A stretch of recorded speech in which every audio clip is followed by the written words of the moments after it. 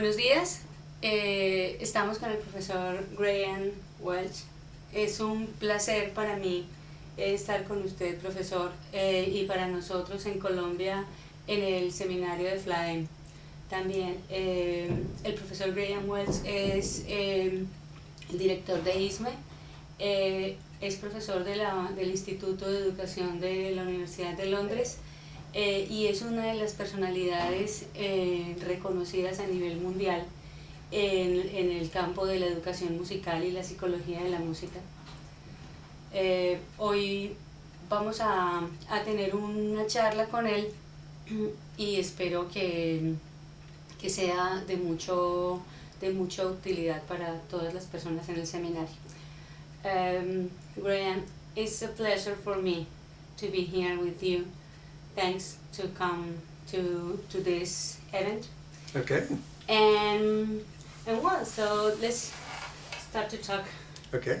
So there are several things about music education and psychology, but especially to have a kind of brief talk about music education. What are the most important things in the music education related to childhood? The things to bear in mind, the things that you consider that are clues. I think the most important thing is to remember that, and certainly to believe that everybody is musical. Mm-hmm. So that if a child is not demonstrating their musicality in a classroom, we just have to discover the right means, the right way to enable that musicality to come out. We have music inside us, it's just part of the way we are designed. Mm-hmm. But sometimes we're not very good at organising activities, organising a curriculum, so that people miss opportunities to be developed. Mm-hmm. So it's a matter of education. It is a matter of education, and it's a matter of being optimistic and realising that everybody has the potential Mm-hmm. to have their innate musicality developed. But sometimes we don't make appropriate provision. Of curriculum, yeah. Yeah. All right, very interesting. So the other thing is, what is the main role of music education in the childhood, and how can it affects the development of a person in their life? Well, I think music, like many other aspects of life, but music is kind of part of our birthright. All our earliest experiences of sound Mm-hmm. have musical features. And so it's very important that education takes the opportunity to celebrate those and to build on them. So music works at lots of different levels. It works at an emotional level. Mm-hmm. It enables us to have experiences of an emotional world. It also enables us to make sense of sound. It gives us opportunities to play with sound, to explore a sound world, to communicate.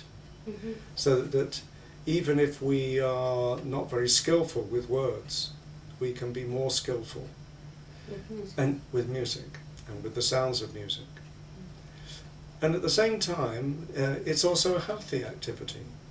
By engaging in musical activity, we not only continue to develop different parts of the brain, because musical behaviour, complex musical behaviour is a whole brain activity. Mm-hmm. Many different parts of the brain are involved in dealing with the different aspects of music, which is also networked to the internal emotional centres. And so it also involves other parts of the body, the physiology of the body. So that by engaging in music, you're often also having a kind of workout. You know. So music, in general terms, is very good for you, for every aspect of you as a human. And could you tell us a bit more about the different skills, musical skills, like performing, singing, and related to that? If you're involved in performing, in singing, or playing something, you've got the fine motor control that's necessary, with whatever it is that you're whatever instrument. So you have to develop fine motor skills, and these develop those particular parts of the brain that are devoted to those parts of your anatomy. That's one particular thing. The other thing we know is that music covers a complete range of emotions. It touches emotions in much the same way that the human voice does. We tend to see characteristic emotions such as happiness or sadness, joy, anger, being calm. These things are encoded in sound and tend to be reflected in musical structures and also in the way that we make music.